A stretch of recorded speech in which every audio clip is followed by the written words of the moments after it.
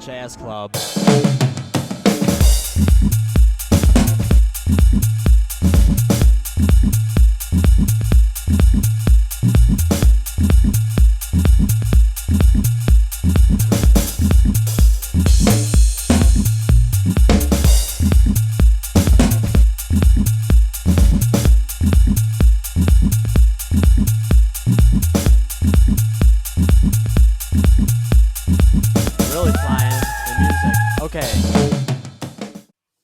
Hey everyone, good evening.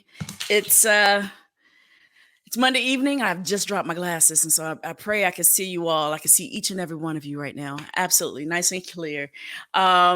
It's Monday evening. It's 8 o'clock on the East Coast. It's 5 o'clock on the West Coast, and we're doing another episode of The Death of Huxtable.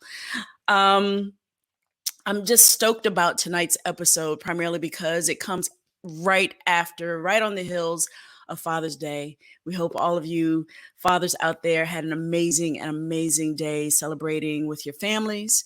And I know I spent some time talking to my dad yesterday on the phone. It's just an awesome time to celebrate the men in our lives. Couple things I want to do before we get started. First of all, I want to introduce you tonight to my fourth and final intern, who has been a personal assistant to me. I know you hear me talk a lot about Laura, because she's the whiz behind the curtain here, moving all the people around and doing all the things. But JeJuan Jennings has been an integral part of the success of this project as well, in that he has been responsible for getting all of our panelists and all of our actors scheduled and making sure they get the proper links to where they need to be here in StreamYard. And he's just been an amazing help to me. And I want to talk to JeJuan for a moment. Hey, buddy. Hey, what's going on? I just feel like this episode kind of started with, like, as soon as I hit go, it was like I dropped my glasses and I heard feedback and all these sort of things, and then I see your face and I'm like, I'm okay. Oh. I'm okay. Oh. Because you have my back in that way. JeJuan has just been, if I needed a call made, he makes it. If I need an email sent, he's done it. He and Cam and Amarachi have been kind of tag teaming, using my social media platforms to get the word out about this project. We have 2 new articles that will be coming out soon about the project, about what we've been doing. And I'm just so appreciative to JeJuan. JeJuan, tell us who you are and what you do. And okay, yeah. So, hey everyone, my name is JeJuan Jennings. I'm a senior and a mass comm major at PVM University. I'm involved in lots of things. I'm involved in the choir, the PVMU Concert Chorale Choir, and PV Singers. I'm involved in PVMU TV. Shout out to TDV. I'm involved as a radio personnel on KPVU. I'm also a theater guild pin. I'm involved in a lot, y'all. And I'm an actor, singer, and dancer. So yeah. Easily one of the biggest people I know on that campus. So JeJuan's going to be joining us on Thursday again as a cast member. He's one of the twins. He's playing one of the twins. If you remember from the show, Sandra and Elvin had a set of twins, Winnie and Nelson, named after the South African civil rights leaders, Winnie and Nelson Mandela.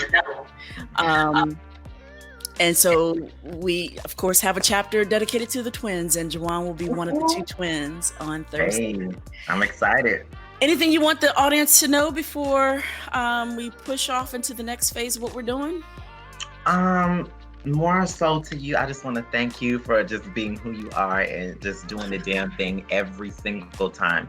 You never miss a mark. You're just so dedicated. You're iconic. Every time I see you, I always say you're iconic. It's nothing. You're iconic. He really does that, y'all. He's not just saying that because we're having our love fest on the thing. I say this. I do this. But I just want to say thank you for keep giving me opportunities and just broadening my horizons. Oh, brother, thank you. And thank you for just having my back and just, being a part of this awesome team that I have. Yeah, I appreciate you. So, all right, cool. Away with you. And I do want to bring Nate Peterson up and introduce him to you all as well. I know I said I was supposed to introduce him a little bit later on, but I'm excited to introduce you all to the person who will be leading our panel discussion tonight. As promised, tonight's discussion, and again, in celebration of Father's Day and in keeping with the episode we will be reading tonight entitled Russell, Natriez Peterson. That's it. He is a fellow cohort member with me in the PhD program at Prairie View A&M University. And man, and it is a challenge. Yes. But tonight I absolutely wanted the space to be reserved for the fellas, for the men who, we celebrated yesterday and celebrate every day. And so Nate, welcome. Thank you so much for helping me out tonight. Oh, no problem. Thank you for giving me the opportunity. It's time. It's overdue. Excited that our men have a platform to kind of share our relationships and what we can do to move forward.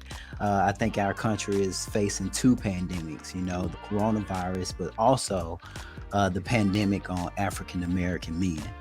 So we got a great panelist, and I'm very excited to gain some insight from them on their presence in the community and their role as role models and father figures. Yeah. Tell us what you do. Tell us who you are and what you do. Tell us about you, Nate. So, okay, father of three. I got three, family of five. My oldest is 9. I got 2 black boys who I am currently raising. Entrepreneur at heart, work here at Prairie View A&M University with the Cooperative Extension Program as a program extension specialist. So in my day-to-day, I'm pretty much out in the community, taking the university throughout the state of Texas, implementing programs that focus on small business development, youth entrepreneurship, and home ownership. From a small town, just relocated here to Texas 3 years ago. And just like many, my mentors have played a very important role in my life. Doc students, so just thank them for keep pushing me.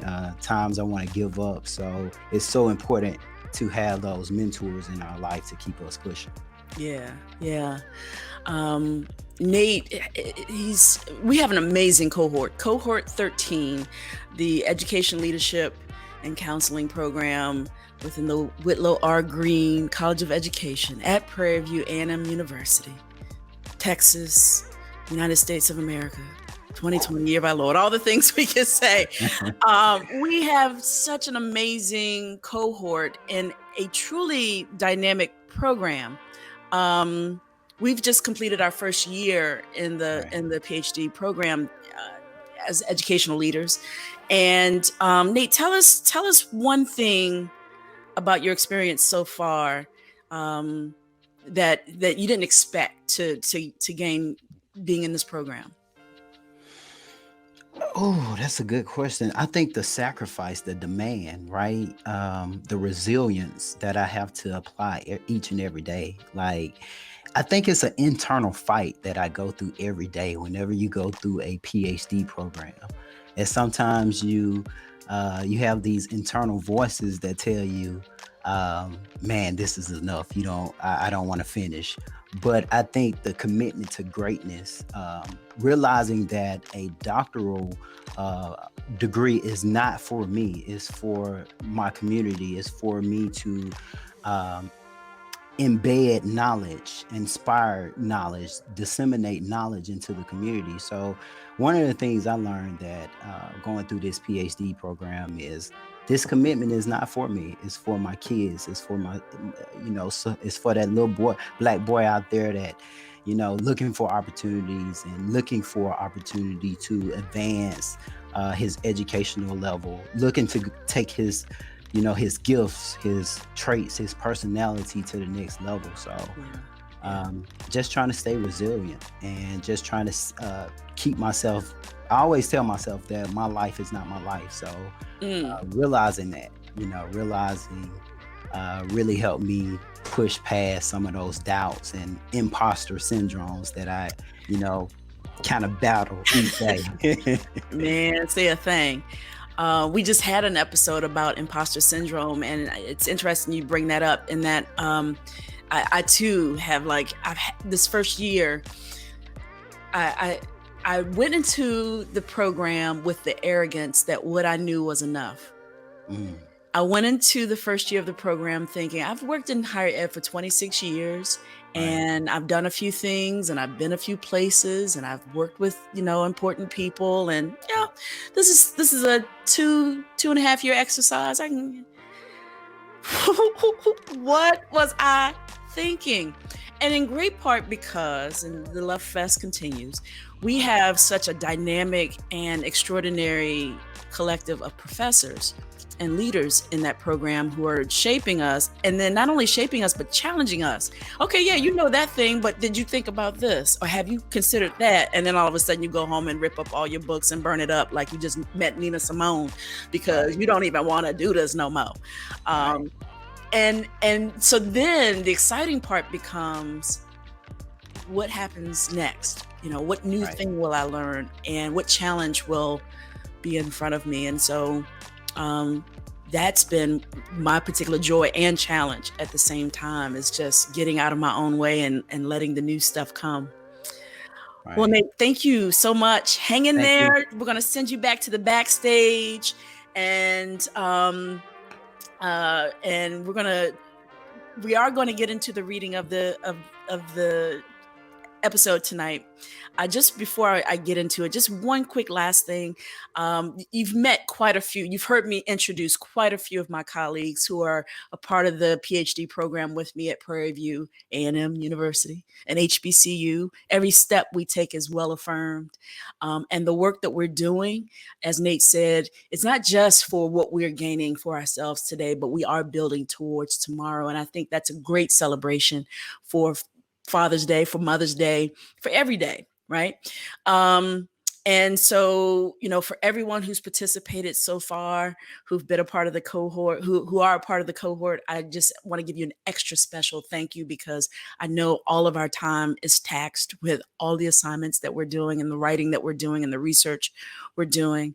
But I can't say without any more love, thank you, and I appreciate you. Okay, let's read. Let's get into Russell tonight.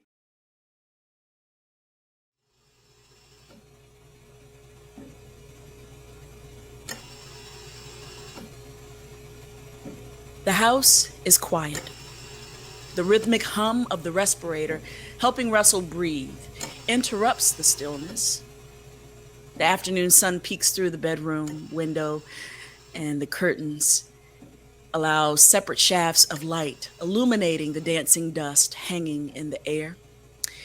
There is no movement in the house since Anna's passing. No one thinks to dust the arrangement of family photos on the mantle or dust the large white family Bible on the coffee table since Anna passing. Anna took care of those things. She took care of the house. She took care of Russell. The afternoon nurse, Donna, props Russell's body up against a freshly fluffed pillow. He has company. He looks forward to having company. The days are long alone, and he hates how quiet the house is. Russell, you have a guest. Who is it, Donna? Ain't nobody but the tax man. Take it. I won't need it soon enough. Oh, come on now, Dad. You're doing fine. Cliff sits in the brown, soft leather club chair next to the bed. Donna pulls the curtains fully to the room, increasing the light on the dancing dust performance. Hey, Pop, you should have someone come and wipe down the house from time to time. This dust can't be good for you. I'm fine, son.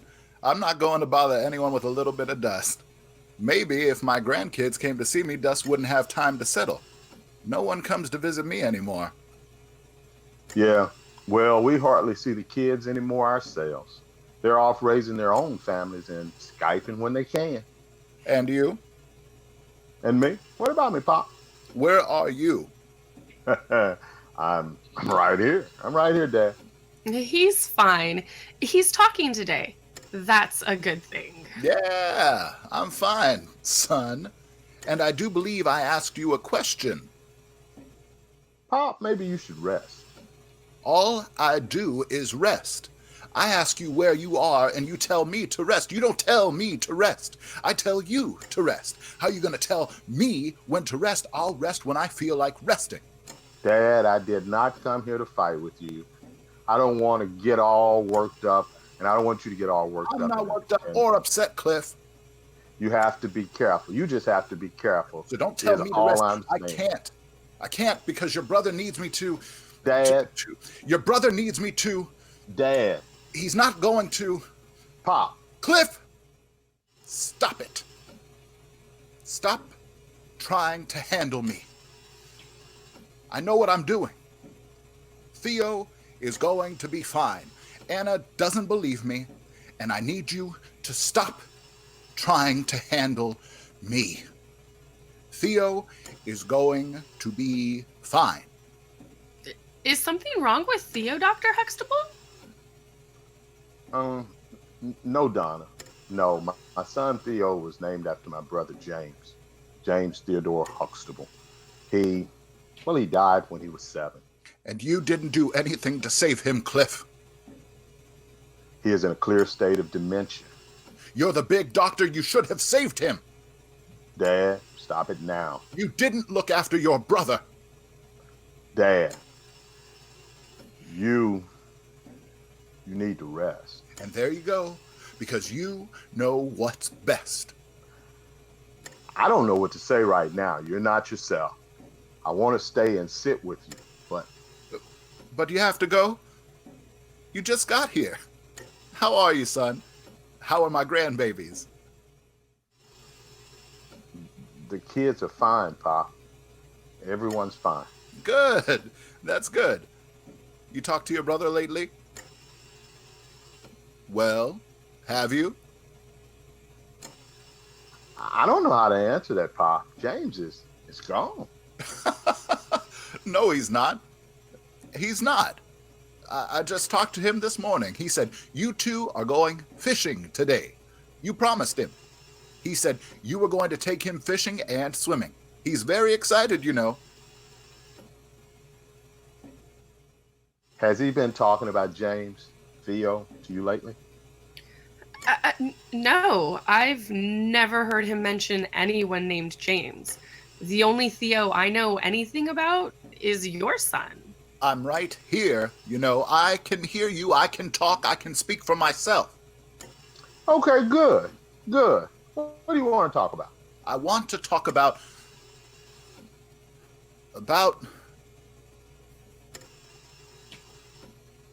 Hey, son. When did you get here? I just walked in, Pop. It's good to see you. You're looking good. I feel pretty good. I do. How's Claire? Claire's fine. She's doing just fine. Well, good. That's good. Anna and I are going to go over and see her. You finally had a boy. I know you must be happy. Yes, happy. Very proud. You take good care of him now, son. The world will try to swallow a black male child up whole. You teach him, bring him up strong so he doesn't get swallowed up. I will, Pop. They don't want him to grow up to be a man. Who is they, Pop? You don't know? Them white... I'm sorry. Ma'am, who are... Donna. Russell? It's Donna? Donna. Yes, Donna. Would you mind giving me and my son a little privacy? Of course, Russell. I'll be in the kitchen if you need anything. Okay, honey, okay. And you can call me Slide. All the ladies do. Oh, no. No, I think Russell will have to do. I'll make you two some tea. Thanks, Don. Don't tell Anna I had some other woman in here. Don't worry, I won't. That woman is feistier than a wildcat. I would not know about that. Yeah, she told me she loves me. Who? Donna? No, Anna. Anna told me she loves me. She loves you? She does? Yeah. But she told me today, just this morning. You saw her. Well, of course, son. Just this morning, you missed breakfast. She and James said that you were still sleeping. Said you came home late and was still sleeping. James said you promised to take him out to the lake today. It's hot, so be careful. He said that? Huh? Yeah. Be careful out there in that water now. You know your brother can't overdo it. His heart can't take a whole lot of messing about. Okay, Pop. We'll be careful. And look out for your brother. Look out for him because that lake is deep and it's dark and you know that he can't swim. Exactly right. And so you have to be careful and you have to look out for your brother. Now, he's very excited to go out with you today. I'm trusting you, Cliff. I'm trusting you. Don't cry, son. He's all right. He's okay. He's with your mother. I saw them this morning and he said he's okay. Cliff looks into Russell's eyes. He searches Russell's face for fear and worry. All he sees is calm and peace. Cliff knows he will lose his father today. Dad? No, son, don't worry. I see the worry, but it's okay. James doesn't blame you. His big brother took him fishing, took him swimming. He lost his step and slipped into the water and it swallowed him. It swallowed him up.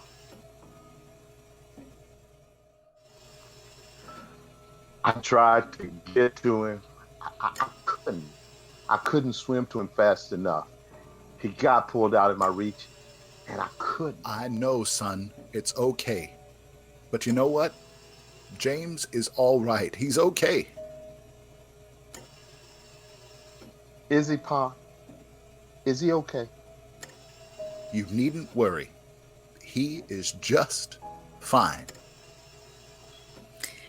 Cliff rests into his father's chest and released all of his pain.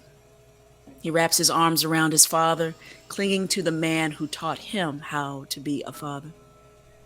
Russell rests his left arm across Cliff's back while his right arm relaxes by his side.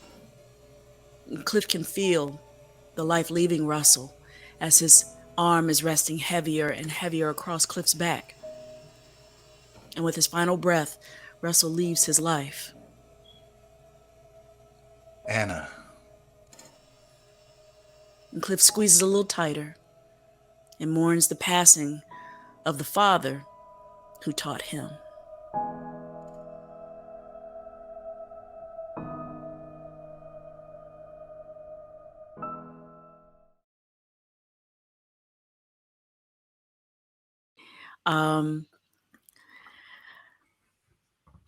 Yeah.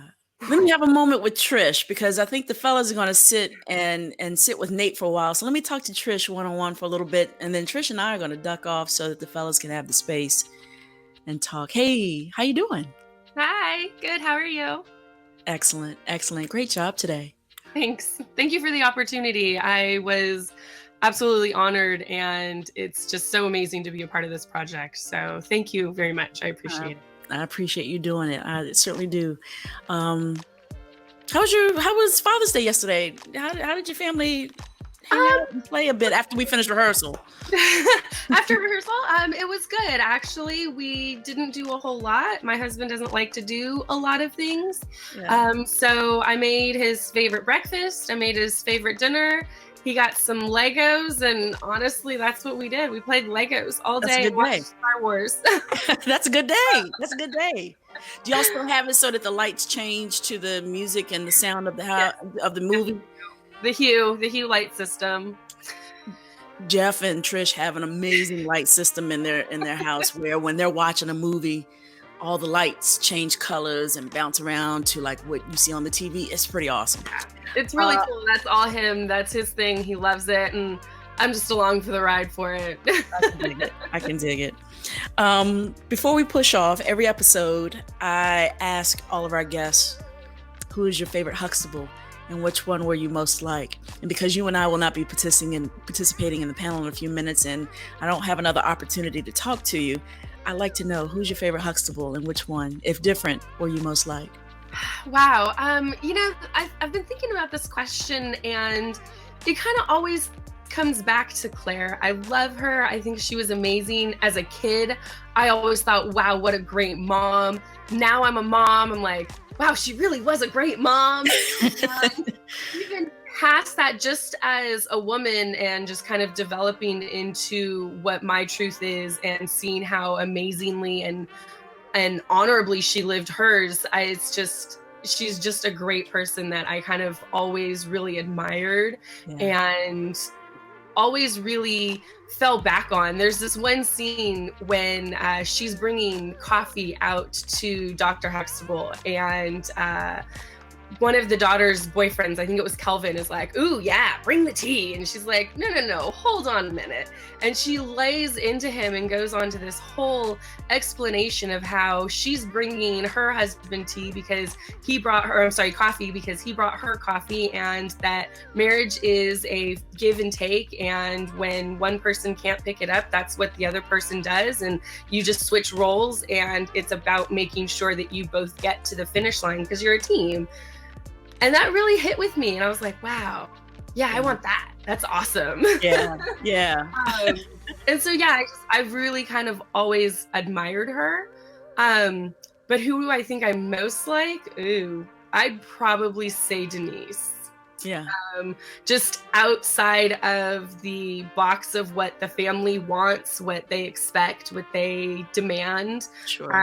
Definitely tried to follow my own path. Hit some bumps along the way, but she led me to a different world, and literally and figuratively, right, with her show. And so that just opened up a world that I never knew of, and I'm so thankful for, because it really helped me kind of understand what was going on around me. Yeah. Wow. Excellent. Well, thank you so much for participating today. Thank you. Absolutely. And kiss your family for me. And I will. I'll let your sister know. Well, she's upstairs watching right now anyway, so she's, Hi. she's clapping you up as well. But I love you, and thank you so much for participating. Absolutely. Thank you for the chance, the opportunity. Love you. Hey. Have a good read or a good panel. Thank you. All right. So before I go, I'd like to introduce our panelists to you, and then I'll say hi to those to the panelists, and then I'll turn it over to Nate. So included in our panel, you've met Nate already. Our panel tonight, we're looking at where do we find our role models, and especially as it relates to African American men, the relationships with their fathers, and wherever they find mentors in their lives. Nate will be joined by Dr. Fred A. Bonner II. Dr. Bonner is an East Texas native. He graduated with a BA in chemistry from the University of North Texas, a master's in curriculum and instruction from Baylor University, and holds an EDD from the University of Arkansas in higher education administration. He currently serves as professor and endowed chair in the College of Education at Prairie View A&M University. And this man actually has his fingerprints on the success of Cohort 13 and all that we do. Dr. Bonner is one of our professors, one of our mentors, one of our advisors, and dare I say, one of our greatest champions at Prairie View. And so I'm so thankful that he's given us some time tonight. We also have Harvey, who's joining us tonight. He's also a faculty member at Prairie View. A&M University. I have come to know Danny because of his energy. This man is a dynamic ball of motivation and just, get your whole life. And then when he told me what his nickname is or what his moniker is, it made perfect sense. Danny Harvey is also known as the educator motivator. How accurate could that be? Danny is the director of the financial planning program and finance instructor at the College of Business, at Prairie View A&M University. He is a motivational speaker, he's a professional speaker. He has a TED Talk. He's delivered keynote addresses all over the place. He's presented at the New York Federal Reserve Bank, and Columbia University's Teacher College. He's done 11 different things. He holds an undergraduate degree from Texas A&M and obtained an MBA from the University of Houston. He serves as the deacon ministry. He serves in the deacon ministry at Brook Hollow Baptist Church and is a member of Kappa Alpha Psi Fraternity Incorporated. I can see him backstage giving me the side eye right now. My God, my bad.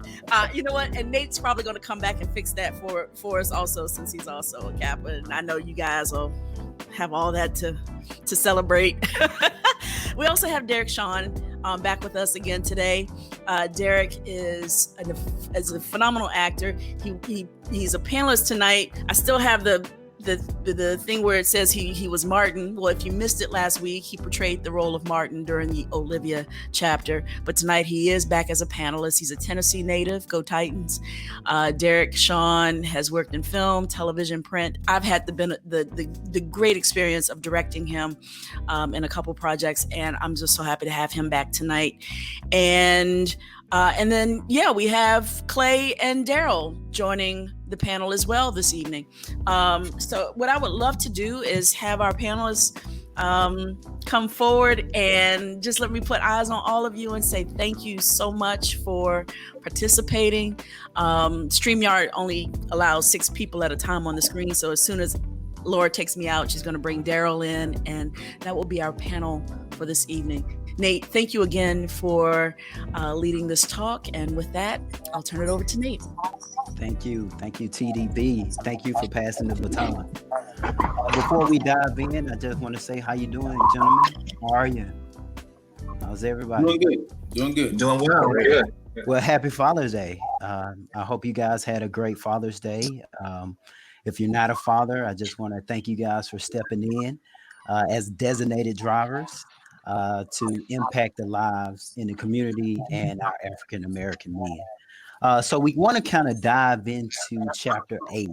This is a very seminal piece of this episode, and it speaks to the current climate that we're currently in with the pandemic of African American men.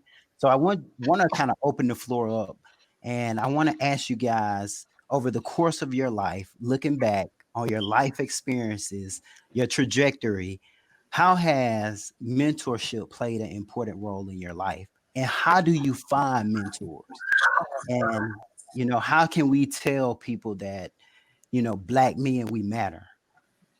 Our skin is not a sin. So I just wanted to kind of open it up to you guys, give you guys an opportunity to kind of spark this conversation centered around mentorship and Black fathers within our communities and households.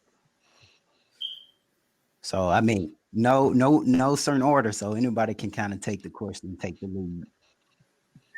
Well, I'll start off. Just being from the South, I grew up in a very unorthodox family where there's a lot of men in my family, a lot of strong men. And I had very good mentors because no one drank, no one smoked, no one cursed. And I mean, that's weird being from the South, but that's what I had. That's what I grew up with. So it kind of gave me an idea of what I wanted to be to the young men as I was coming up, and the example that I wanted to be, because when you have good mentors, it sort of gives you a blueprint to what to offer to someone else that doesn't have that. So I really appreciate the men in my family.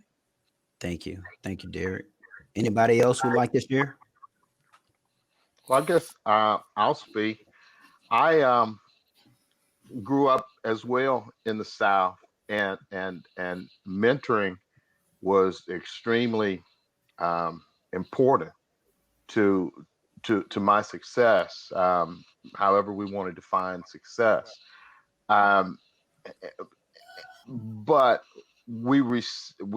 I was able to receive this mentorship with the understanding that I would pass it on, and I will take this moment to thank my brothers of Kappa Alpha Psi out there, my brothers of Alpha Phi Alpha out there, Dr. Bonner. I'm personally a member of Phi Beta Sigma, but the fact that our fraternities have also started establishing mentorship programs. We have what's the Sigma Beta Club, where we mentor about 1.8 million young men between 8 and 18 throughout the continental United States. It's important that, just like myself, I got to see professional men. It's important that the next generation also gets to see professional men. And even at the age of gray hair, I still need to have mentors like Fred Bonner, who helped me make it through a lot of days. Yeah, for me, I'll be honest. Initially, mainly being raised by a single mom, that was my biggest mentor and supporter champion was my mom, my grandma. And then growing up in church, she had deacons in church, and some of my teachers when I was young were Black men. I went to a little small church school that I was blessed to go to, and so that kind of helped shape me. And then I'm always was just looking at people, observing them, asking questions, how they did these things. And, I noticed that started giving me information and insight. And as I got older, what I realized is if you see somebody, doing something that's great and you want to do it, you should talk to them and ask them how they do it, so you don't have to reinvent the wheel. So I take that, same attitude today. I'm like you, even though I don't have a lot of gray, I have a few in there, but I just tell the Lord he can turn it white. Just don't take it from me, Lord. But, I still look for that today. And, you always want to grow and try to find somebody who's doing what you want to do and see how they do it. It seems like we're all kind of from the same type of background. I'm also from the South, if you consider Florida the South, although sometimes it feels like the southernmost northern state with all the snowbirds we have. My mom and my father got divorced when I was 3. So my mother was and continues to be my biggest mentor. And if we are always in the constant state of understanding that learning never ends, then mentors should be and can be found anywhere. My dad is a huge mentor to me. He's someone who has taught me to not sweat the small things. My grandfather, my mom's father, was a Pentecostal pastor for 30 years, and then he became a Florida state politician for several years. Of course, I look up to him, and also I grew up in church. We all seem to have somewhat of that going on for us. And, like I said, if you continue to understand that learning never ends, I found one of my best friends and greatest mentors 10 years ago. I was directing a show here locally, and I met a wonderful woman named Deb McWaters, and she brought me in as her assistant, and we started training under her at Broadway Theater Project here in Tampa. She's the associate choreographer for the current running revival on Broadway of Chicago, the musical, and the amount of knowledge that I have learned from her, and her having worked with some amazing African-American men like Ben Vereen and Gregory Hines. I mean, just titans of the theatrical and film industry. Understanding that I can always learn has really benefited me in that way, finding mentors. Because like it was mentioned before, when you see greatness happening, you have to take the opportunity to seek that out and learn. I have been uniquely blessed. I'm also a product of the South, and I'm a Texan and a proud East Texan. So East Texans always want you to know they're from East Texas. So I'm from East Texas. My hometown, Jefferson, Texas, is in this region of Texas called the Arklatex, where Arkansas, Louisiana, and Texas meet. And I have been, I was blessed to grow up with multiple Black male mentors. My hometown originally had a Black high school, Central High. And when they integrated with Jefferson High, a lot of the Black teachers moved over from Central High to Jefferson High.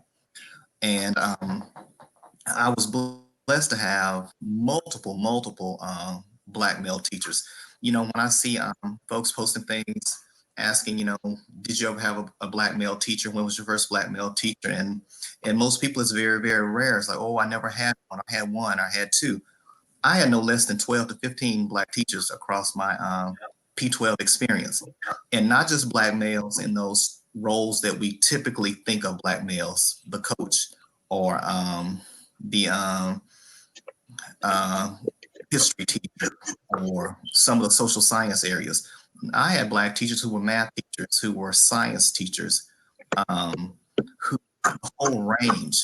And being blessed to have all those Black male role models. And as my good brother said earlier, I grew up with Southern Black men who didn't drink, didn't smoke, didn't curse. You know, the few Black men I knew that did drink in the neighborhood, a six-pack of beer would last them like 2 months. So they drink a beer here and there when they cut the yard, but never, I didn't grow up with all those trappings, all the stereotypes that we see or that we hear about Black men. So all of my Black male role models were from my research on I look at males, and I talk a lot about, we always tend to focus on deficits when we look at Black males, but my research focuses on assets, high achieving Black males, or those who are talented, those who are gifted. And that's what I grew up with. My Black role models, my Black male role models, they were talented, they were gifted. You know, they didn't have manifest these deficits that we see or that we hear folks talk about. So many times, you know, when I moved beyond my little East Texas enclave and started to hear the narrative or see the narrative, just not on the TV, but in real time, how Black people thought about Black males, that was foreign to me. Thank you, Dr. Bummer. Yeah, I learned a lot from your class as how we perceive and how we examine African-American males, right?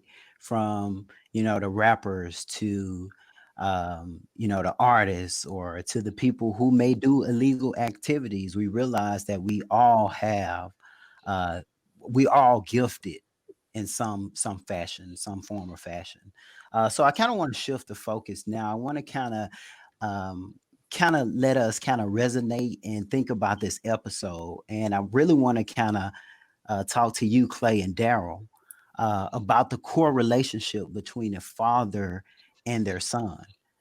So if you guys don't mind, please share how this episode in particular kind of resonated with you all. If as a mentor, as a father, can you share some insight on why was this episode so powerful as it explores the different angles of a relationship between a father and son? Well, go ahead, Darryl. Okay, Clay. No, please. I know I give way to my father. Well, thank you, son. This episode, it has such an important impact, I think, on all of us as far as the actors went, and of course Terésa and all of us, because it's so much more than just Russell and Cliff's relationship. Cliff is dealing with his father and seeing his father who is suffering from dementia, and you know, realizes that it's his last day that he's going to see his father. And for me, it hits home. I lost both of my great grandparents. One of them had Parkinson's, and the other who passed away last October, I believe my great grandmother, she had the beginnings of dementia.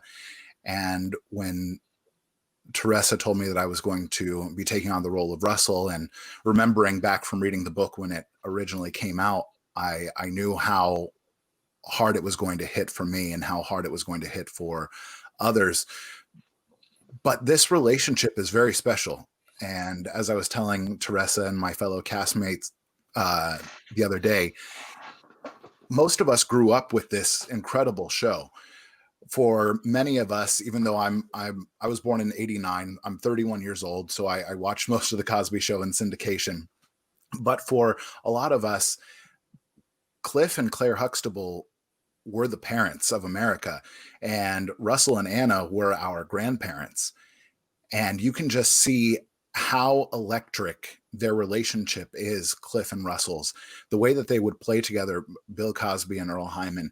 It was so important, and it showed that a relationship between a African-American father and son could be fun, it could be serious, it could be cherished.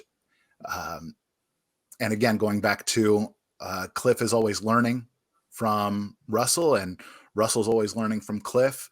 It's just such a beautiful story that Terésa has developed past the show, and I'm so appreciative of it.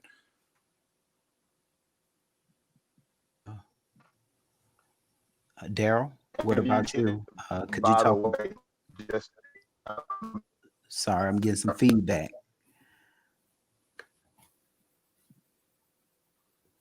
Okay, for me, this role was sort of different.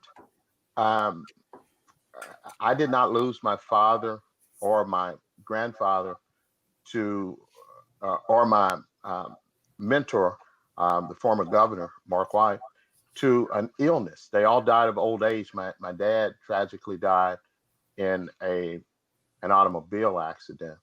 But I am now sort of experiencing this with and I hope he don't mind me sharing this, the former dean of the math department, Dr. Frank T. Hawkins. As he's going through testing for cancer, and now I have all these emotions that I never experienced, because all the men and that were really in my life died of old age or an accident. I guess God truly blessed them. But it was difficult having that dialogue with Clay, because now I'm having these look back dialogues, and whereas we put a smile on and we always say it's in God's hands, it's a funny hurt, and yeah, it's just different.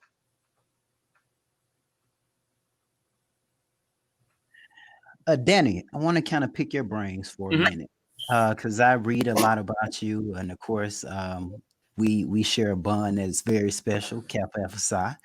But what type of mentorship programs do you have here on campus, and how involved do you think the church should be in the community in adopting African American men and raising them and cultivating them and nurturing them, especially if they grow up in a single family home? Right. So I think I have to say first, I think churches being involved is a great thing. I always tell my boys, I try to build this thing into them. Trust dad, because dad's not going to steer you wrong. But at the same time, dad isn't perfect. Dad doesn't know everything. The only person that's perfect is Jesus Christ. So whenever you have that as your kind of guiding star, Jesus, and then obviously put some people in there under that, and I guess in Black company, we think it's Jesus, then Obama, right? But seriously though, nobody's perfect. So if the church is involved, you have the, Jesus as that person that you're looking to, then that's the perfect model. That's how you should live. Everybody else is just trying to get there and will come up short. So I think the church is definitely instrumental in mentoring, just because of the principles and ideals. And again, I'm not pushing any beliefs on anybody. But if you read the scripture, I mean, some of the stuff is just basic living, doing the right thing. So, but as far as other programs, things on campus, I'm real big, with obviously financial education and making sure people in our community, people and young people in general know how to manage money. So I believe it should be it's a tiered approach where you can have a college student mentoring a high school student or passing on knowledge, because it's a certain level of respect that exists in that relationship, but it's also a closeness. So now it's more like a big brother, big cousin. So it doesn't always have to be that father-son figure relationship, and you can get a whole lot out of it. So I think, that's what I feel about, kind of like what I have going on, and then obviously the church being involved. Because again, like I said, it was great for me. And I have my boys in church. They actually just finished VBS online. Nice. Leading by example. Dr. Bonner, I got a question for you. If you look at the script, Russell tells his son, especially when he finds out, he asks about Claire and he also asked about Theo, but he says, "You take good care of him, son. This world will try to swallow a black child up whole." What do you think Russell is saying, and how can this resonate to your calling, some of your research and your agenda within the community? Oh, absolutely, Nate. Really good question. It resonates with me in a lot of different ways. I, again, and spending all my career working on and looking at what it means to be Black, male, academically gifted and talented. And the counter to that has been the traditional narrative that we've had and that we've been espousing, that Black males they're not successful, they're not achieving, they're criminal, they're violent. And the world, has enveloped Black males with this negativity or this deficit-based modeling and deficit-based thinking, that I wanted to tell a very different narrative, a very different story about Black males. And I said, we spend a lot of time looking at Black males who are on the precipice of disaster, so we think, but what about those Black males who are achieving, about those who are successful? How can we reframe? How can the world envelop them with assets and show their potential, as opposed to wrapping them in these bundles of deficits and saying that they're not achieving? And I think that particular statement, that was his way of saying that you must protect these Black males. You must protect the Black male, because the world is a mean place, and it's particularly mean as it treats and as it interfaces with Black men. A lot of that comes from stereotypical notions. It comes from a lack of knowledge. It comes from a deficit narrative that we have painted these Black males into a corner. And, my book, Building on Resilience, it focuses on Black male models and frameworks. And one of my, the opening is a letter to Black males that was penned by, I'm blocking on the name right now, pastor in Chicago, Otis Moss, Reverend Otis Moss. So he penned the open letter to Black males, and he made such a powerful, powerful statement. He said that for Black males, we need to know that deficits are not their destiny. And too often we track our Black males into this, notion of deficits, and then that becomes their destiny because we lock them into that. So how do we envelop and create opportunities for Black males to be successful, to know success? And the reason I put that book together is that I wanted everybody to have, there were so many people out there doing Black male initiatives, Black male rites of passage programs, Black male things, but no one had like a theoretical and philosophical base upon which they were basing these programs. So I wanted folks to have some clear guidelines. So that entire book is about models and frameworks for people to really encapsulate and really have some strong foundational models to base what they're doing by way of Black males on. Because that statement says that, we have to envelop them, we have to protect them. And one of the ways we can do that is to arm ourselves with knowledge and to truly have a strong foundation that starts to change that model from deficits to assets.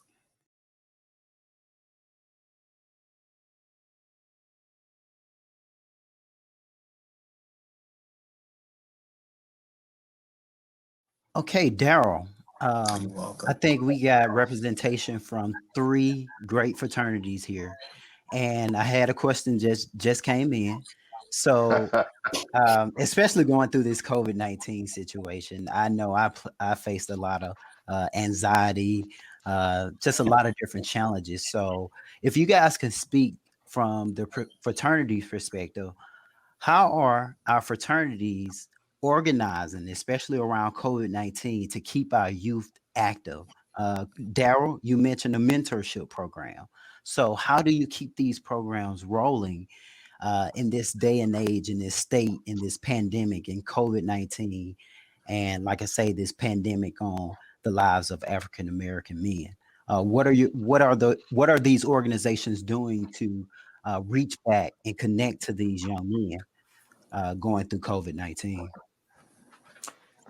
That's a brilliant question, and ironically, I called a friend of mine, Michael Deary, who's a Noop from University of Texas, and he is affiliated. I think y'all call it the Kappa League, but I asked him the same question. I said, "What do I do with my young men in the chapter that we just started? How do I not lose them because of what's going on? Because we're not going to be able to get together, and technology is really interesting. I've been able to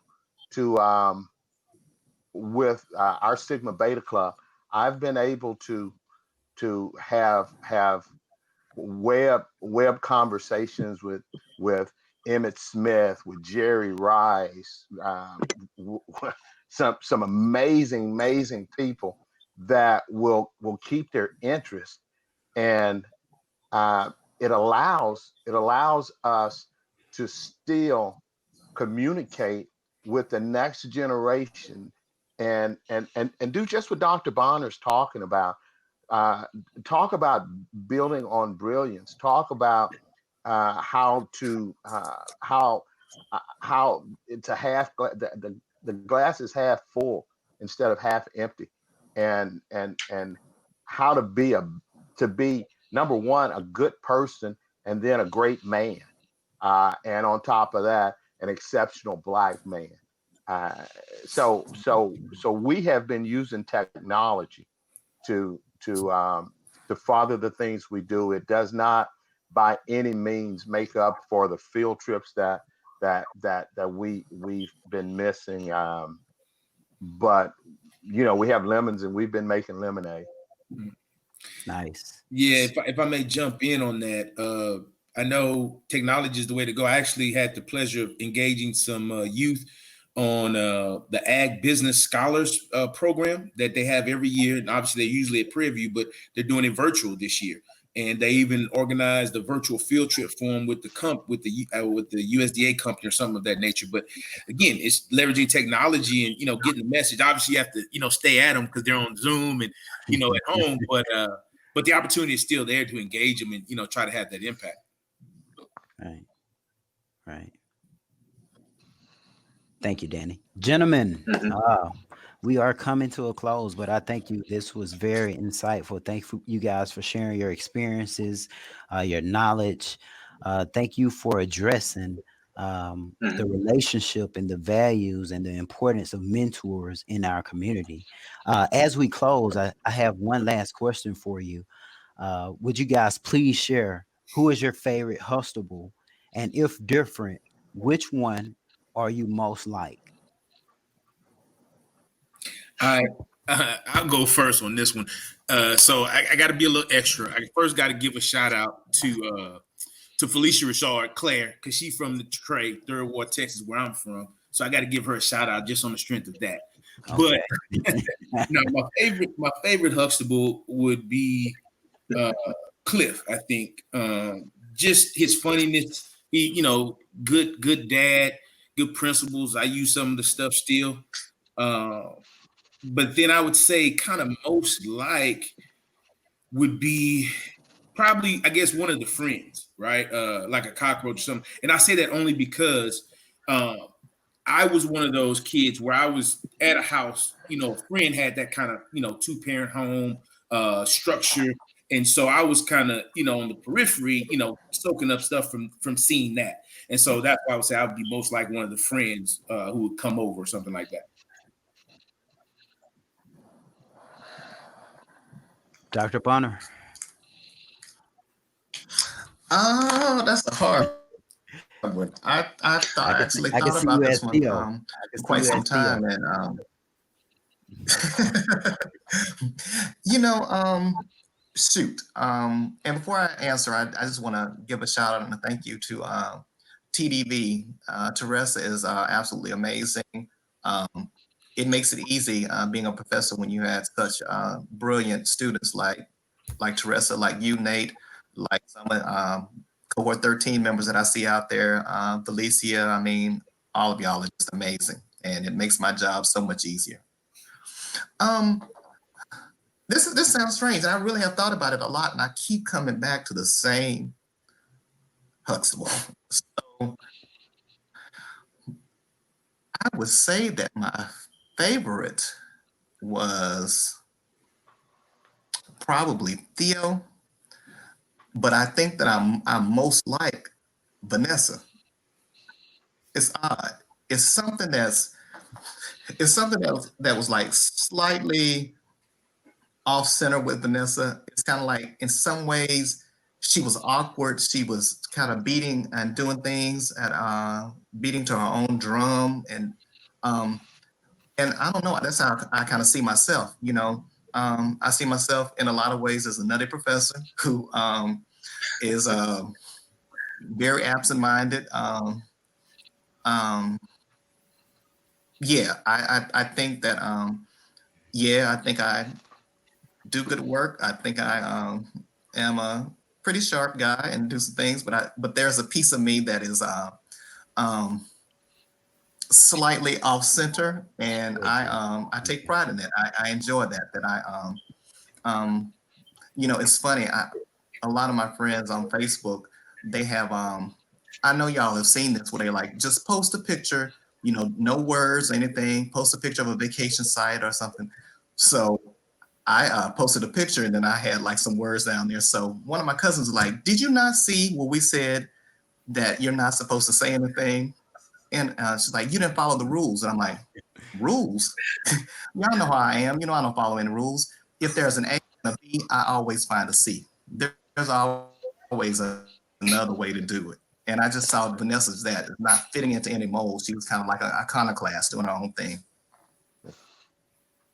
Awesome. Okay, I can see that. Okay. Clay, what about you? I know you had a part playing Russell, but yes, I did, and you did a great job. Phenomenal. Thank you very much. About you? Thank you. I really appreciate that. For me, first of all, I also would like to take a moment to thank Terésa. As she said, I am one of her former students from the American Musical and Dramatic Academy, AMDA, the Los Angeles campus, back from 2007 to 2009. And something that I always remember about Terésa is the time that she gave. There would be many classes after I finished that I would just sit in her class and it would just be me and her rapping about whatever. And that to me was one of the most important experiences of my time in that 2-year conservatory, because here she was, this wonderful African-American teacher of mine. And there weren't many at AMDA at that time. And there weren't a lot of other Black students in my class either. And this woman, this powerful, strong woman who was growing me as an actor, was taking her time to speak with me and help me understand the importance of what I bring to the table whenever I walk into an audition room, whenever I walk onto set, what I bring to the table is important, and Terésa gave me that wonderful tool. So I really appreciate her for that, and appreciate her for letting me be a part of this. And just really fast, as far as mentors go, I have a lot, as I said, and my current mentor, Deb, gave me this amazing book so I can also mentor my students at Broadway Theater Project, Tribe of Mentors. It's my new Bible for right now. As far as the Huxtables go, my favorite Huxtable was Claire. Without a doubt, a strong woman, and I have plenty of strong women in my family. And Claire could just give you the business. She was smart. She was sexy. There was no, the man is higher than the woman. She could go toe to toe with Cliff. And in a lot of ways, she was more the disciplinarian than Cliff was. And I just loved that about her, especially the episode where Vanessa runs away to go see the Wretched. I might just watch that again on YouTube. The best moments ever. Big fun in Baltimore. All the way to see the Wretched. But with that being said, as strong as Claire is and how stiff and stern as she could be, I really feel like I am a Cliff. There is humor in everything for me. And the same is true of Cliff Huxtable. I don't remember too many scenes where something awful had happened with the kids, or something, Claire had a terrible day or anything like that, where Cliff did not bring humor into that household, no matter what. And my wife would tell you if she was here how angry she gets at me for joking about everything. I take almost nothing serious, unless it's happening to me, of course, which Cliff also would do. Anything is serious if it pertains to him, but everything else is just hilarious. And I really relate to Cliff in that sense. Thank you, Clay. What about you, Derek? Well, me, just like everyone else, I want to give a shout out to Terésa. I mean, just because I'm one of her biggest fans, so I'll just leave that there. But my favorite character has always been Russell, simply because I'm a big jazz fan, and he always has that vibe. Even though he's the father, he always has that cool vibe. And I found myself listening to everything he said just because anyone who knows me knows that you cannot walk into my house without hearing Miles Davis or Thelonious Monk, because I'm just such a huge jazz fan. So Russell was always my favorite. The person that I felt that I was most like was, believe it or not, Elvin Thibodeau, simply because growing up the way in the family that I grew up in, moving to California was a huge culture shock for me. And when I first moved here, I unknowingly said a lot of inappropriate things, not meaning to, but I didn't know any better. So California, in a sense, raised me. It taught me so much because there's so much that I saw that I had never seen. There's so much that I experienced that I had never experienced. So California was sort of like a whole new world for me. And you see, Elvin, he's always saying the wrong thing, but his intentions are good. But he just always manages to say the wrong thing. But yeah, that was sort of always my thing, unintentionally. So that's what I felt that we had in common. Thank you, Derek. Well, I just want to thank you guys for sharing insight. This has been a helpful conversation as we look at chapter 8. So I want to thank TDV, and shortly we are about to loop her back in so she can continue the conversation as we close. But we need to keep these conversations going. We need to make sure we continually reach out to our community and be the change that we want to see, give back, impart knowledge within our communities, and mentor. So thank you guys. You guys have a blessed night, and I look forward to connecting with you guys again.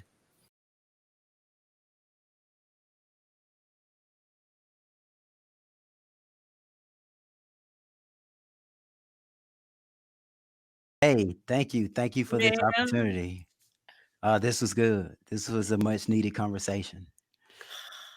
I didn't want it to end. I'm sitting here watching it all I going. know. I was writing down questions. I still had things I wanted to ask, but I wanted to be kind of mindful of the time. Yeah. It has me thinking maybe we ought to put something together with cohort 13 where each cohort member hosts some sort of panel of choice. Like we all get together and we do a series where each of us host a panel of choice, and we continue some of these conversations because first of all, you did an outstanding job. Appreciate it. Did an outstanding job as Appreciate a it. moderator. And Thank you, T. I'm man, taking notes. I'm learning from the great. but I think there's something there. I think maybe as a part of our way of building our community, reaching out to other researchers. The internet is a funny thing. We have access to people that perhaps we don't know today. Right. We'll know them tomorrow. I think I agree. And maybe it's something we do as a cohort, that we put together a series and, we keep it simple. We don't have to be anything extravagant, but it allows us to continue to network and grow our community of researchers and scholars and, folk who want to see a shift in the world. I agree. The space, the atmosphere is ripe. I think the timing is right, and it gives us an opportunity to share our voice, and it gives us an opportunity to kind of shed light on some of our passions and our purposes. Because now, like I was saying, now there's no excuse, and we need to kind of take advantage of this shift that we're seeing in the economy. And we just need to run with it, right? It's beautiful. And I'm just thankful to, be in cohort 13 and just thankful for our professors, just as I kind of reflect on COVID-19, just look at how innovative our professors are in this program. They're keeping the ball rolling, so I definitely want to give them a shout out. Absolutely. For keeping us motivated, keeping us on track. Well, the university at large, when you look at PV as an institution, and certainly under the leadership of President Ruth Simmons, everything falls and rises on leadership, and we got the best leader. Ruth the Truth. She's great. Ruth the Truth, indeed. That's what we need to do. We as a cohort need to all figure out how we're going to interview her on this. I try as best as I try. Right. I've been successful once. Right. That lady is busy. She's busy. I agree. But we see what she's doing. She's getting HEB involved in our growth, and she's getting the school and the Texas A&M system paying attention to who we are and what we do. And, we are incredibly lucky to have great leadership. I agree. Nate, brother, thank you again. I appreciate you tonight. Thank you. Feel free to come back anytime. We still have a few more episodes left to go. How many more episodes? So we have the twins coming up on Thursday, and then next week we have 2 episodes next week, and then we have 2 more episodes. So we have 5 episodes altogether. I was going to get into who's coming down the pike a little bit later. I'll let that kind of. There's some surprises here and there. Oh, my question to you: do you rest? Because you keep me motivated. I'm not gonna lie. I feel like I'm trying to keep up with y'all. I did pull an all-nighter last night. I did have a paper I needed to turn in to Dr. Hoffman Miller, and I said, let me just stay up. So I probably will pass all the way out as soon as this is over. But I think because of COVID, we're home so much that I feel like, I get this email and all of a sudden I'm back in my office. Or I get this text message and I'm reading this other article that someone sent me, or this, whatever. And so it doesn't feel like it stops. And I feel like I am busier now than when we were in full session, but it's funny. I feel the same way. Right? I feel like I do more work at home than I did at the 9 to 5. So Well, But it's good. It's you are good. constantly looking forward and figuring out ways to economically empower our community, and so I know that work never ends, and you are constantly keeping pace. So I appreciate you on that front. Oh, it's a passion, it's a purpose, and it's a calling. Yeah, brother. All right, I'm gonna introduce the show for next week, and then we're gonna get up out of here because. All right, good night. I'm still at work. Yeah, go home. All right, yeah. Go home. I know, right? All right, thank you again for the opportunity. Thank you. My pleasure. All right, people. So that pretty much does it for tonight. Thank you so much for joining us. The conversation online has been just phenomenal. I see, my students are online chiming in. I see cohort 13 online chiming in. Yes, Valicia, hell yeah, cohort 13. 13 is a very lucky number. Like it's a good number. I know people are like, 7, 5, 2, whatever the numbers are. What? 13. 13 is it, baby. We changing the world. Join us on Thursday as we introduce our twins, Tricks and Stunts.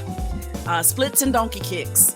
The twins come across some juicy in the Huxtable family, and you don't want to miss it. I think, up until now, we've had a lot of it's called the death of Cliff Huxtable. So as you could imagine, it's the funeral and it's the repast and it's loss and this. So please join us on Thursday as we lift spirits a little bit and bring back a little bit of levity and a little bit of comedy even as we move into the last 5 episodes of this series. Thank you again for joining us tonight, and we'll see you on Thursday. All right, bye.